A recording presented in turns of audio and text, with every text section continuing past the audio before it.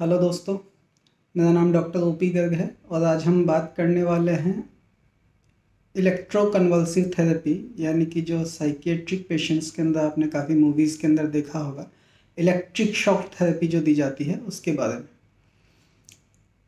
एक व्यूअर ने एक्चुअली मुझसे ये सवाल किया कि जो डॉक्टर साहब मूवीज़ वगैरह में दिखाते हैं कि काफ़ी साइकियाट्रिक पेशेंट को या जो मेंटल पेशेंट्स होते हैं उनको इलेक्ट्रो कन्वल्सिव थेरेपी या इलेक्ट्रिक शॉक दिया जाता है, अगर साधारण भाषा में बोला जाए तो वो क्या बेहोश करके नहीं किया जा सकता क्या? क्या वो इतना पेनफुल होता है, या मतलब वो एक अगर नॉर्मल भाषा में बोला जाए तो एक बिल्कुल टॉर्चर जैसा लगता है एक आम आदमी को, कि उसके अंदर जैसे बिल्कुल पेशेंट को एक टॉर्चर किया जा रहा है।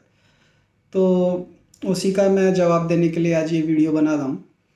तो पहली चीज़ तो मैं आपको बताऊँ कि जो भी मूवीज़ में दिखाया जाता है वैसा बिल्कुल नहीं होता है। वो बहुत पुरानी, कम से कम 20-25-50 साल पुरानी बात हो गई जब इस तरीके से पेशेंट्स को इलेक्ट्रिक शॉक या इलेक्ट्रोकन्वल्सिव थेरेपी दी जाती थी।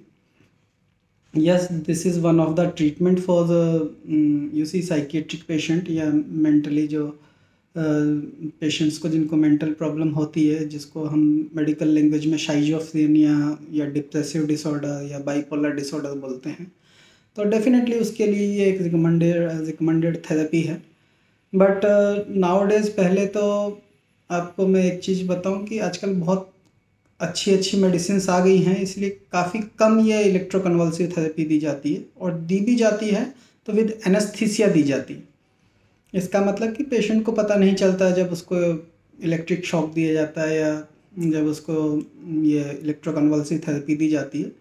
तो इसके लिए भी डेफिनेटली एनेस्थीसिया होता है। हाँ, डेफिनेटली उसके अंदर कुछ एनेस्थीसिया की टेक्निक थोड़ी डिफरेंट होती है, बट जैसा आपने मूवीज़ के अंदर देखा है कि बिल्कुल पेशेंट को पकड़ के और बिल्कुल हाथ पांव बांध के और उनको जिस तरीके से, ऐसा बिल्कुल नहीं होता है।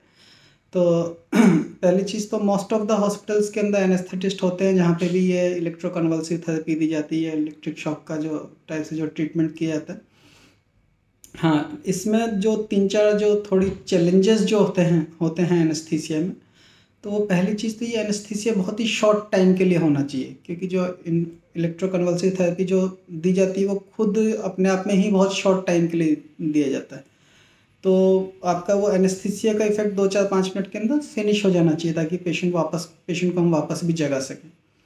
दूसरा, जब इलेक्ट्रोकन्वल्सिव थेरेपी दी जाती है तो उसका जो टारगेट होता है वो होता है पेशेंट्स को फिट्स लाना, पेशेंट को दौरे पड़ने चाहिए उसके बाद। एक्चुअली जो सीजर जो होता है, या जो जिसको दौरा पड़ना जो बोलते हैं, उसको देने के बाद तो जो वो दौरे जो पड़ते हैं वही एक्चुअली मेन ट्रीटमेंट होता है, जिससे कि पेशेंट जो काफ़ी ज़्यादा डिप्रेस्ड होते हैं या शाइजोफ्रेनिक जो होते हैं या बाइपोलर जो डिसऑर्डर के जो पेशेंट होते हैं, तो वो जो एनेस्थीसिया आप जो दे रहे हैं उससे वो सीजर ना आए, ऐसा नहीं होना चाहिए। तो उसके लिए आपको कुछ सेलेक्टिव ड्रग्स आपको यूज़ करनी पड़ेंगी, जिसकी वजह से पेशेंट का वो ट्रीटमेंट भी हो सके और पेशेंट बेहोशी में भी रहे, उसको दर्द भी ना हो, और फिर तुरंत पेशेंट को हम जल्दी से जगा भी सकें।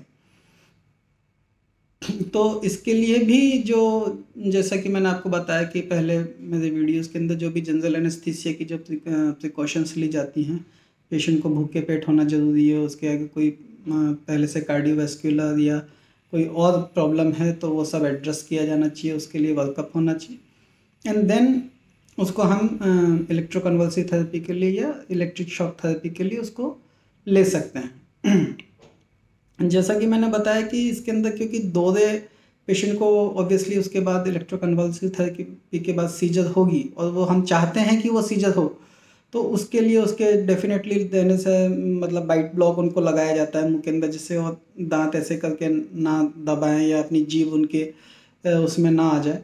और जब तक वो नहीं जागते तब तक हमको उनकी मॉनिटरिंग करनी पड़ती है कि कहीं पेशेंट वॉमिट करके एस्पिरेट ना कर ले, पेशेंट अपनी सांस ठीक ठाक ले रहा है कि नहीं ले रहा। हाँ, मोस्ट ऑफ द केसेस के अंदर, 99% केसेस के अंदर इन पेशेंट्स को हम वेंटिलेटर पे नहीं रखते, या इनको हम आर्टिफिशियल वेंटिलेशन से सांस नहीं देते, क्योंकि 5 मिनट के अंदर ये प्रोसीजर ख़त्म हो जाता है।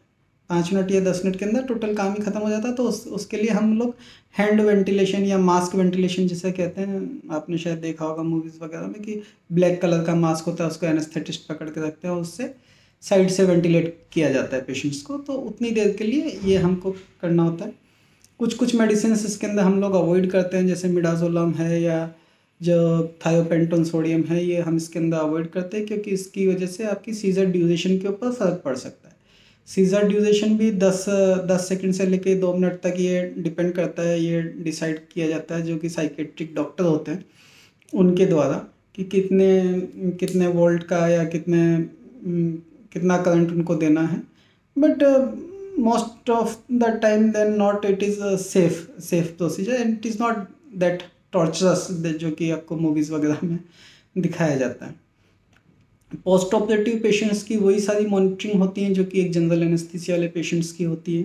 पेशेंट्स को ऑक्सीजन पे रखा जाता है, अगर ज़रूरत है, अगर एनेस्थेटिस्ट को ऐसा लगता है तो आधा एक घंटा ऑक्सीजन पे रखा जाता है, उनके बीपी पल्स सैचुरेशन वगैरह मॉनिटर किया जाता है और कुछ घंटे के बाद उनको नॉर्मल खाना वाना भी अलाउ कर दिया जाता है। तो इसके अंदर मैं जो मैसेज एक्चुअली एक नॉर्मल लोगों को जो कन्वे करना चाहता हूँ कि ऐसा नहीं होता है, कि ये this is not that torturers. हाँ, बट कुछ लोगों ने जो मुझसे पूछा कि एक्चुअल में क्या ऐसा होता है, हाँ डेफिनेटली ऐसा होता है, but it is not like this जो कि आपको दिखाया जाता है कि मूवीज़ के अंदर कि हाथ पाँव बांध के और पेशेंट चिल्ला रहा है, और it is not like this. ये भी हम लोग एनेस्थीसिया के बाद ही करते हैं, पेशेंट को खुद को इसके बारे में पता भी नहीं चलता। हाँ, जैसा कि मूवीज़ में दिखाते हैं कि अगर कोई रिलेटिव देख रहा है तो ऑब्वियसली उसके लिए ये एक जैसे बहुत थर्ड डिग्री किसी को देने वाली बात है, लेकिन नॉर्मली हॉस्पिटल्स के अंदर at the time of electroconvulsive therapy patient family members को भी अलाउ नहीं किया जाता, क्योंकि वो लोग मेडिकल बैकग्राउंड के नहीं होते। तो ऑब्वियसली ये चीज़ डॉक्टर्स भी समझते हैं कि ये शायद उनको देखने में इतना अच्छा ना लगे। तो this was all about electroconvulsive therapy. अगर इसके बारे में आप मुझसे कुछ भी और अगर पूछना चाहते हैं या एनेस्थीसिया से रिलेटेड कुछ भी पूछना चाहते हैं तो आप मुझसे इसी चैनल पे संपर्क कर सकते हैं। Thank you.